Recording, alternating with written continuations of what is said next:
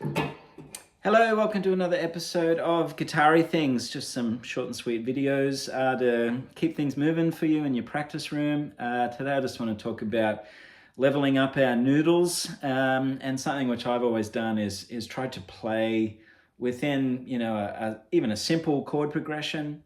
If I'm just picking up the guitar for 5 minutes or 10 minutes, or maybe I'm kind of watching TV at the same time. I'm just trying to keep things moving forward with my playing, rather than just kind of meandering through, an A minor pentatonic scale or that sort of thing, which is okay too. But for me, an exercise that kind of has paid dividends has been just putting, a simple chord progression together, and they could be related, in a key signature, or could be, kind of abstract, and, kind of perpendicular to each other in terms of their harmonic relationship. But anyway, I think that's just a wanky way of saying that they sort of don't belong in the same key.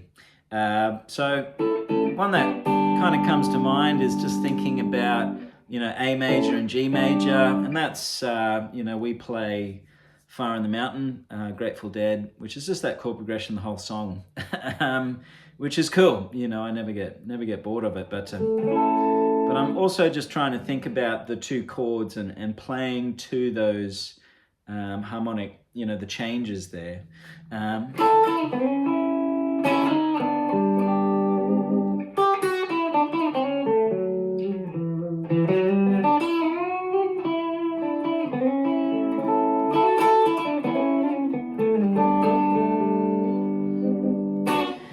So I guess I'm always hearing out for the chord, and I really just want to signpost, each chord as a little event when it happens. And that's kind of my approach to, playing within a 12 bar as well.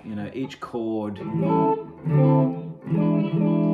is its own key signature, that kind of exists in that little ecosystem. And so, I really kind of just think about, in a 12 bar,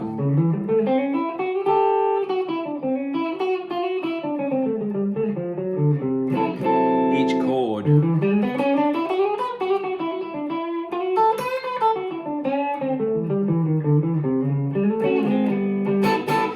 and so, all my lines and all my phrasing is just sort of happening within, that chord, and that just sounds, the most musical to me. So A to G is a good one.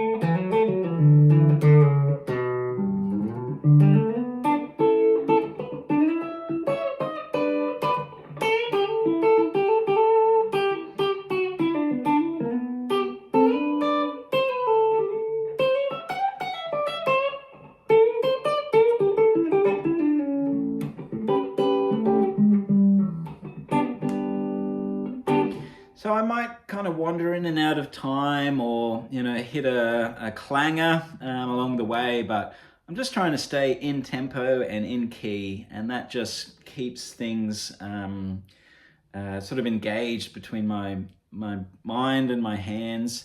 And I'm making music in that way, and doing lots of hours of that, over the years.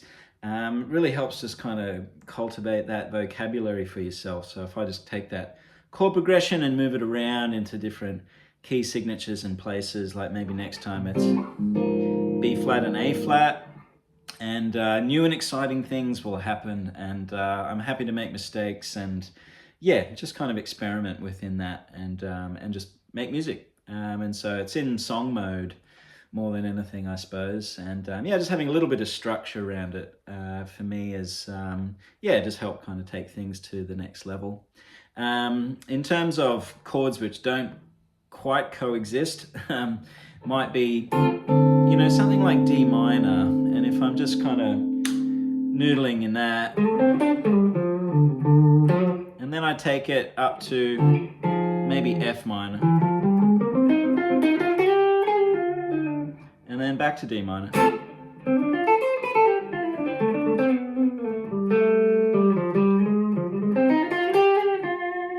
Right, so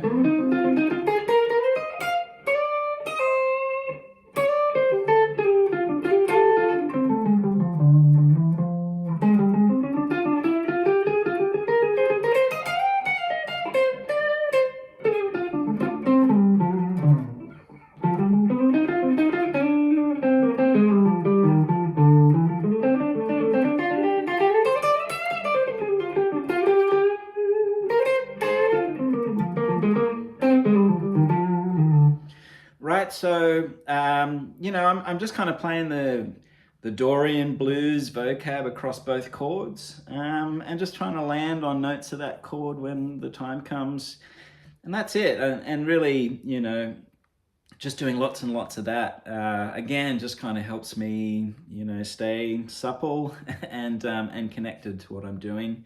A really good song, you know, which is pretty close to that is Cantaloupe Island. And so, you know, that starts in F minor, and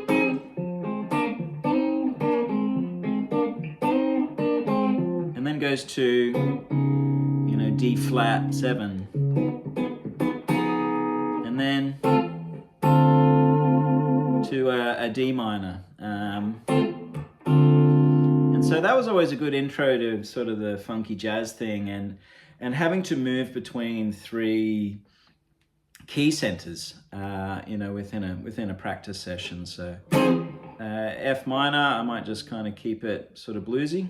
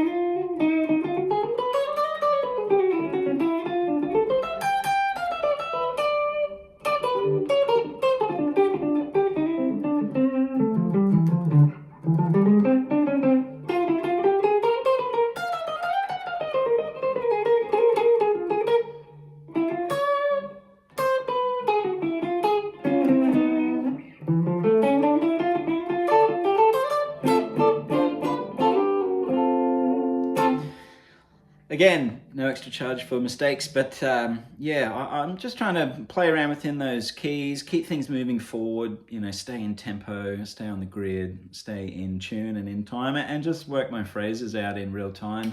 So that's a cool tune, the Herbie Hancock one.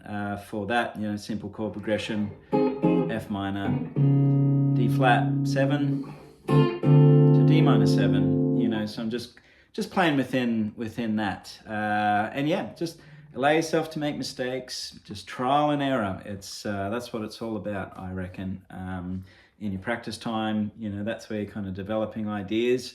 And I think it's just as important to eliminate stuff as it is to, you know, generate stuff.